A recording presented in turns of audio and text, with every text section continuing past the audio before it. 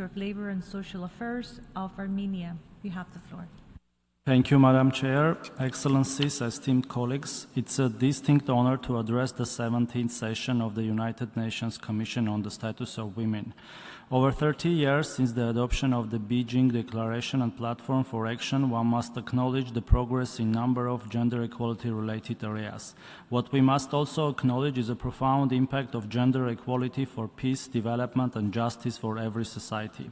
Against the background of multiple crises, wars, and emergencies, this simple truth may be overshadowed. I am proud to note that Armenia has made significant progress in multiple fronts, including in advancing women's political participation at leadership levels, strengthening gender-sensitive policies, consolidating frameworks to fight violence against women, expanding economic opportunities, and many more. Alongside the gender equality strategy, the government has adopted the employment strategy, the strategy on improving the demographic situation. Together, these policy frameworks aim to foster a family-supportive environment in which women and girls can fully exercise their rights. All these initiatives share a common goal: to ensure that every citizen has access to decent work and income. In particular, we are focused on promoting women's employment in rural areas where economic opportunities remain limited.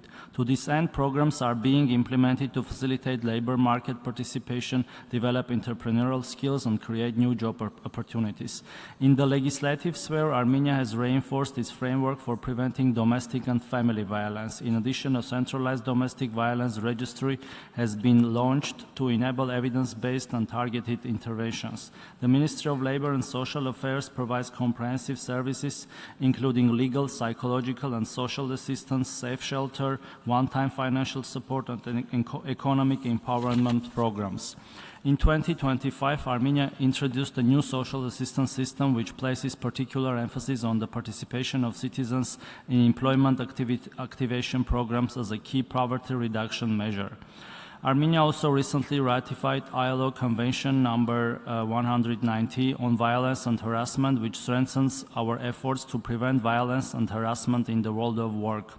To conclude, Armenia reaffirms its strong commitment to gender equality, protection of women and girls, and the development of society free from violence and discrimination. Armenia's approach demonstrates that gender equality is not an isolated goal, but a fundamental pillar for building inclusive and resilient society. The priorities around advancing the rights of women and girls are prominently reflected in our multilateral agenda. Armenia supported a number of initiatives on women, peace, and security agenda, as well as protecting the rights of women and girls in digital space. As my country will host COP17 to the UN Convention on Biological Diversity in October, we stand ready to ensure that the voices of women, youth, and other stakeholders are amplified, and gender-responsive implementation of the Kunming-Montreal Global Biodiversity Framework is a global goal. I thank you for your attention.